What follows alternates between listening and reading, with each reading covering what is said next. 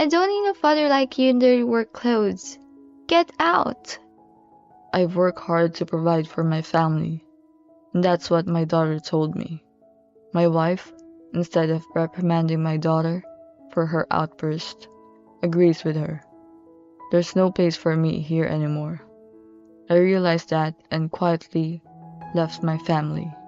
But my wife still don't know who I really am. My name is Andrew. I live with my wife Caroline and my daughter Olivia. My marriage to Caroline was a long and winding road. Her father is an executive at a public trading company, and her mother graduated from a good university.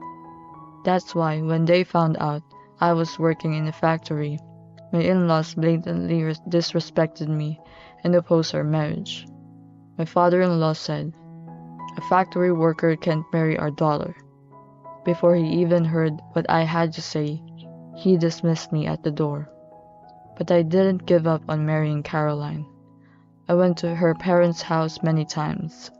I begged Caroline's parents to listen to what I had to say, but they would continuously refuse. Then Caroline found out she was pregnant.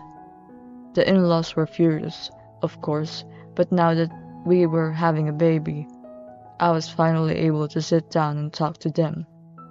I'm so sorry for doing the steps in reverse, but I've wanted to marry Caroline ever since I first knocked on the door of this house. I would surely make Caroline and our baby happy. Please give us your blessing for marriage." Hearing my passionate words, my father-in-law opened his mouth. Can you make Caroline happy? "Yes, I can. I'll make sure of it." It costs money to raise a child. Are you ready for that? "Of course I am." Then I have a condition. My father-in-law's condition was that we send our child to a private university-affiliated elementary school. It cost much more than a regular public school. He couldn't possibly have that kind of ability working in a factory. That's what my father-in-law thinks. But I couldn't give up Caroline and our baby just because of that. Okay, it's a deal. My father-in-law was a little surprised when I said this. Are you serious? We're not going to pay for anything, so don't come crying to us later. At first, he was reluctant, but eventually, I was able to get Caroline's blessing to marry me. After that, I worked harder than ever to earn money for my baby's tuition. My parents offered to help pay for my education, but Caroline's parents heard my determination and allowed us to get married. I couldn't rely on my parents to help me out here. I turned down their offer and saved my own salary to pay for their education. Caroline gave birth to a daughter who we named Olivia. When I looked at Olivia's beautiful face, I didn't think that the hardships of my job were a big deal. Caroline's in-laws were also smitten with her granddaughter Olivia. They often invited her over to their house and loved her. I was working most weekends, so naturally, Caroline and Olivia were the only two people who visited my parents' house. I was too busy working on weekdays to help out with child care. That's why I was grateful that the two of them were going to my parents so that Caroline would have less trouble raising our daughter. But as our daughter grew older, Olivia's attitude toward me gradually became colder and colder. I guess this is just another form of rebellion, a daughter's distaste for her father. Or so I thought. But in hindsight, I realized now that I was wrong. Apparently, Caroline and Olivia kept hearing my in-laws bad-mouthing me a lot while they were at my parents' house. I can't believe that a man with a bottom-line job like a factory worker is Olivia's father. He is a disgrace to our family. I feel too bad for her. Caroline had defended me at first, but after hearing my in-laws complain about me every single time, she had come to believe their words. Caroline began to look down on me, and whenever she was at her parents' house, she and her parents would always talk badly about me. And of course, right next to her, Olivia would listen to her mother and grandparents. Eventually, Caroline started talking badly about me, not only at her parents' house, but also at home with Olivia. Don't marry a factory worker like your father, okay? You should find a rich man. Okay. There was no way my daughter was going to have a good impression of me under those circumstances, and Caroline was getting less and less interested in me. I'd come home late from work, and there'd be no dinner for me. I would ask her, "No dinner tonight?" and she would reply, You're working anyway, so why don't you just eat whatever you want on your way home? She doesn't even show any sign of love for me. On weekends, when I wake up, I won't see the two of them. When Caroline and Olivia come home late at night, I ask them, "Where have you been?" And Caroline would reply, "Does it matter?" On one occasion, early in the morning, Caroline was leaving the house with Olivia, carrying a suitcase. Hey, where are you going with that luggage?" I asked her in a panic, to which Caroline replied, in a matter-of-fact manner, We are all traveling together from today. My father and mother are going with us. "A trip? I've never heard of such a thing." You're working anyway, right? We've been planning this for a while. Don't you feel bad if Olivia doesn't make any family vacation memories? I guess I was never part of this vacation plan. Part of me felt sad about this, but I couldn't take time off work. "Okay, have a good time. I'll pay for your trip. Give my regards to your parents." That was all I could do. Little by little, I lost my place like this. Then one day, the decisive event occurred. I found a printout in the living room that had been left there randomly. "Father's visit? This is for Olivia's school, right?" I muttered to myself, and Olivia snatched the paper out of my hand as if to grab it. That's none of your business. What? "But it says father's visit on it." That's why I don't want the school to find out that a factory worker like you is my father. You're definitely not coming. Caroline agreed with Olivia. Yes, for Olivia's sake, you are not to show your face at school. She goes to a school where all the fathers are prominent professionals. You don't deserve to stand next to them. Wait a minute. I'm the father, remember? Why can't I go to my daughter's school? That's the craziest thing I've ever heard. I couldn't keep my mouth shut about this, and Olivia just stared at me and said, You're always in your work clothes and you're dirty. I don't want a father like that. Get out of here, you filthy man. Filthy man? I can't believe my own daughter would talk to me like that. As her mother, Caroline, happily agreed with her daughter instead of scolding her for what she said. I know, right? No one wants a dirty father like you. If you think it's normal for a father to visit his daughter, then you can stop being Olivia's father now. Quit being her father? What do you mean? I'm saying that if you insist on going to school, I'm cutting you out of my family. Caroline and Olivia don't need me anymore. Not just as a husband and as a father, they don't see me as a human being anymore. I feel like a fool for having worked so hard to provide for my family all this time. I understand. I'll cut our ties. As you wish. Caroline instantly started to get upset when I replied, trying to stifle her anger. Oh wait, are you serious? Yeah, you want me to, don't you? But then what about the money? You're still going to pay for Olivia's tuition and our living expenses, right? Caroline's only concern is money, not living with me. I was speechless with dismay, and she started ranting in a panic. Hey, you're not going to run away without paying our living expenses, are you? You're a father. You have to fulfill your role as a parent. You don't want to have such a dirty father, right? And now all of a sudden you want me to fulfill my role as a parent? Isn't that a bit too much to ask? Shut up! You forgot the condition of our marriage. You promised to send our child to a private school, didn't you? Yes, I remember. That's why I sent Olivia to private school from elementary school all the way through middle school, and paid for her tuition and living expenses without the help of your parents. I even paid for the trip you guys took that made me look like an outcast, right? And yet, your parents have never acknowledged me, and they kept bad-mouthing me behind my back. It's your parents who are breaking their promise. All you have to do is be the kind of man that my parents would approve of. A man who works in a factory, who goes to work in those work clothes, isn't worth respecting. I see. That's too bad. You and your parents are just the kind of people who look down on people based on their titles. And the fact that you've allowed that mindset to seep into Olivia's life is a terrible, terrible influence. Don't be stupid.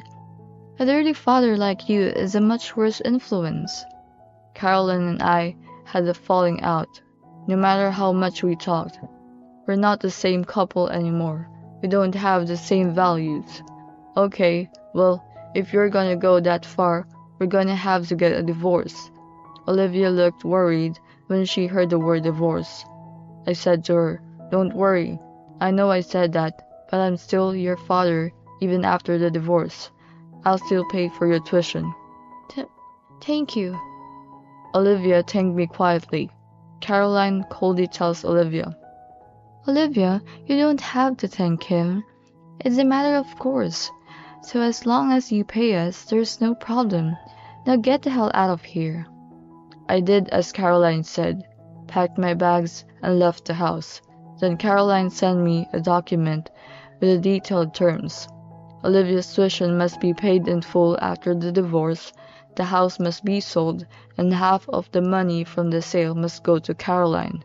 I agreed to all of Caroline's conditions and started looking for a new house. I had no intention of going back to that house. Olivia told me thank you when I told her I would pay for school. She'd been influenced by Caroline and her grandparents, but she was really a good-hearted girl. But there's nothing I can do for her now. The least I could do was to continue pay her tuition as before. Caroline and Olivia have decided to move out of their home and stay with Caroline's parents. It was a relief to know that Olivia would have a place to live, but it was heartbreaking to think that she would have to deal with the negative influence of her grandparents every day. I eventually moved to a place closer to work. Caroline was adamant about me not seeing Olivia, so I was left on my own. All I had left was my job, and I threw myself into it more than ever. The years passed, and Olivia was now a senior in college. It was during Olivia's job search that my daughter and I reconnected for the first time in many years. I was on my way to a job interview, and Olivia was surprised to see me. Dad? Olivia stopped me as I walked down the hallway in my suit. It had been a long time since I'd seen Olivia, and she'd grown up a lot, but she still looked like she did back then. I invited Olivia to a nearby cafe to talk after the interview. I took a chance that Olivia would say no, but she readily accepted my invitation. As soon as we entered the cafe, Olivia suddenly bowed to me. I'm sorry, Dad. Since you left, I've gotten to know a lot of my friends in college, and I realized how naive I was. Olivia told me briefly about the friends she had made in college. I heard stories of people who had no money at home, but still wanted to go to college, so they took out loans and paid their own tuition. I see. There were other kids like me whose parents divorced, but their fathers didn't pay any child support, so they had to drop out of school in tears. When I realized their stories, I realized how blessed I was. I finally realized that I am the person I am today because you have been supporting me all these years. Olivia said that she listened to stories from the outside world. She finally realized that her mother and grandparents were entrenched in their own prejudices. When she pointed this out to Caroline and her family, they said that Olivia's words didn't resonate with them at all. She wanted to thank me someday and apologize for the horrible words she had thrown at me. But Caroline wouldn't allow Olivia to contact me, and she was adamant about not sharing my contact information with Olivia. If it hadn't been for this chance meeting, I would have never known about Olivia's feelings. We were both happy for this fortuitous turn of events. I gave Olivia my contact information, and we parted ways. It was later that evening when Caroline called me. I picked up the phone, and Caroline went off on one of her tirades. "You went to see Olivia on your own? And you gave her your contact information?" Caroline noticed that Olivia was acting strangely at home, so she questioned her. When Caroline pressed her, Olivia told her about meeting me. If she knows this much, then it's finally time. I contacted Olivia to put this plan into motion. The next day, I got a call from Caroline that was more aggressive than before. "Hey, Olivia hasn't come home since yesterday. She left a note saying she was going to stay with you, but what does this mean? Is Olivia? Is it your place?" "Yes, she is." "Make her go home now. Olivia's home is here." "Olivia says she's not going back there." "That can't be true. You're just making her say that." "No, it's Olivia's intention. I'm sure you can think of why. I'm sure Olivia has corrected your mistakes many times before to you and your in-laws." "Mistakes? What are you talking about?" "I'm talking about the way you people look down on people based on their titles. You think you're always right, and you don't even listen to the opinions of people around you. And Olivia has always said that you're wrong." "Oh yeah, she has been saying naive things like that. But you know, when you get out into the world, she'll see that I was right. The world oppresses the weak.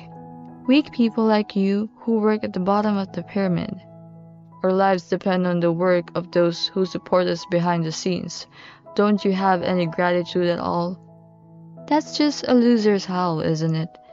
The easiest way to understand a person's worth is to see how much they're paid.